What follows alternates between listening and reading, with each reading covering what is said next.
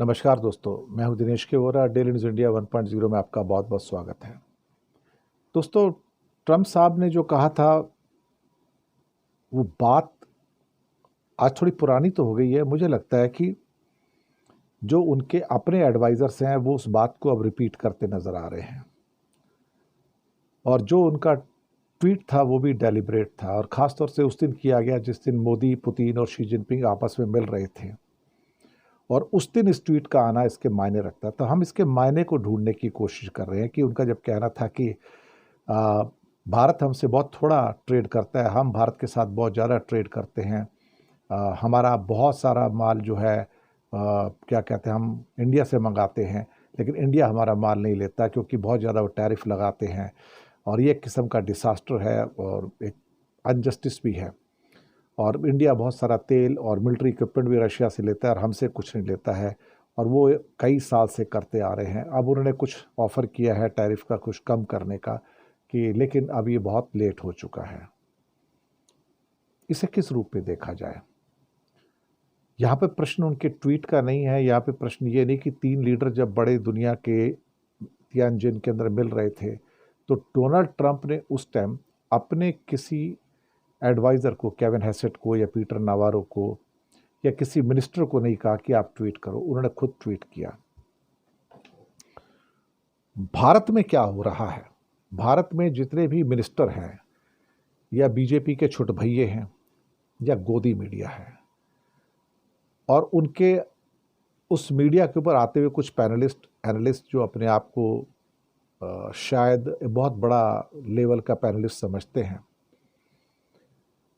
वो एक ही कहानी कह रहे हैं कि ट्रंप पागल हो चुका है, वो बेवकूफ़ है, वो इंडिया जैसे कंट्री से टकरा के उसने बहुत बड़ा एक किस्म से गलती कर दी है। अब उसे पता लगेगा कि भारत की असली ताकत क्या है।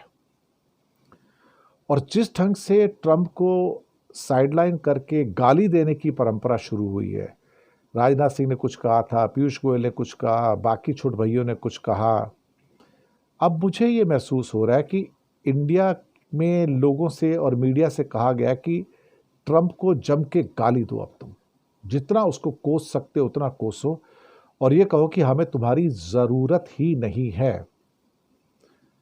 मैंने परसों एक एपिसोड किया था जिसमें मैंने आपको बताया था कि अमेरिका के पास जो मैग्निफिसेंट 7 है और जो उनकी शक्तियां हैं टेक्नोलॉजी की, कि वो पूरी दुनिया को 1 मिनट में क्रिपल कर सकता है। हम शायद उन शक्तियों को देखना पसंद नहीं कर रहे हैं। हमें लगता है कि हम इतने शक्तिशाली हो गए हैं कि हमें अमेरिका की ज़रूरत नहीं है, तो हम इतिहास का सबसे बड़ा ब्लंडर करने जा रहे हैं। मुझे लगता है कि एक ब्लंडर तो नेहरू जी ने किया था 1962 की वॉर में, कि वो चाइना को एसेस नहीं कर पाए थे, और हमें उसका खामियाजा आज तक भुगतना पड़ता है। और अब एक ब्लंडर हम वो करने जा रहे हैं कि भारत का एक और प्रधानमंत्री अमेरिका को रिटेलिएट करके अपने पैरों पे नहीं 140 करोड़ लोगों के पैरों पे कुल्हाड़ी मार रहा है। अब मैं क्या कहूँ, यहाँ तो अब डी लिंकिंग और डी कपलिंग की बात हो रही है कि हम तो अब अवॉइड कर देंगे, हमें ज़रूरत नहीं है, लेकिन चाइना के जो धोखेबाजी के जो सारे उसके पैतरे हैं उससे हम मोहब्बत करेंगे। क्या हमारे प्रधानमंत्री हैं जो चीटर है, जो धोखेबाज है, दगाबाज है, चाइना उससे मोहब्बत करेंगे, और जो अमेरिका है उसे हम ट्रंप की नज़र से देखेंगे, चश्मे से देखेंगे, ना कि अमेरिका के चश्मे से।